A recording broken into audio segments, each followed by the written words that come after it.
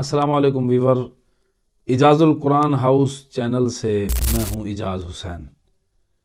اس channel کو subscribe کر لیجئے اور بیل آئیکن کے بٹن کو پریس کر دیجئے تاکہ ہر نئی آنے والی ویڈیو آپ تک پہنچتی رہے۔ رمضان المبارک کے حوالے سے ہم ویڈیو شروع کر رہے ہیں۔ اس ویڈیو کو آپ آخر تک دیکھیے تاکہ رسول اللہ صلی اللہ علیہ وسلم کے فرمان سے آپ کا دل و دماغ منور ہو جائے۔ عن ابی ہریرہ قال قال رسول اللہ صلی اللہ علیہ وسلم، حضور صلی اللہ علیہ وسلم نے ارشاد فرمایا، من صام رمضان ایمانا و احتسابا غفر له ما تقدم من ذنبہ، جس نے رمضان کے روزے ایمان اور احتساب کے ساتھ رکھے اس کے پچھلے سارے گناہ معاف کر دیے جاتے ہیں۔ ومن قام رمضان ایمانا و احتسابا غفر له ما تقدم من ذنبہ، جس نے رمضان کی راتوں کو ایمان اور احتساب کے ساتھ قیام کیا تو اس کے پچھلے سارے گناہ معاف کر دیے جاتے ہیں۔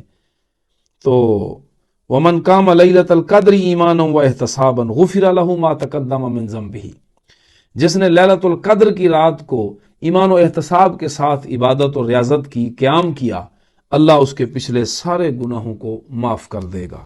دیکھیے کتنی بڑی خوشخبری ہے، گناہوں کی بخشش کا زمانہ ہے یہ رمضان المبارک۔ پورے کا پورا مہینہ 30 دن مغفرت اور بخشش کے، 30 یا 29 دن، یہ ہر آدمی چاہتا ہے کہ مجھے بخش دیا جائے۔ تو پھر رمضان آ رہا ہے، اس رمضان میں روزے رکھیے لیکن ایمان و احتساب کے ساتھ، اور قیام لیل یعنی راتوں کو تراویح پڑھیں ایمان و احتساب کے ساتھ، لیلۃ القدر کی رات کو تلاش کریں اور اس میں قیام کریں لیکن ایمان و احتساب کے ساتھ۔ انعام کیا ہوگا؟ پچھلے سارے گناہوں کی معافی، جو صغیرہ گناہ ہیں۔ کبیرہ گناہ تو توبہ کرنے سے جاتے ہیں۔ اب ایمان و احتساب کیا ہے؟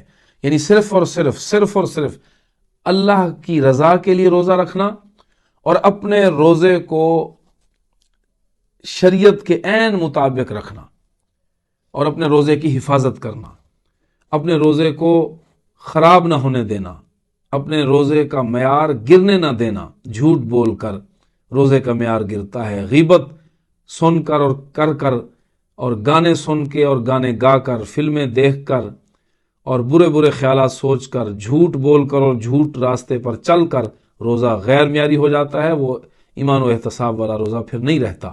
تو اس شرط کو بھی ہم نے پورا کرنا ہے۔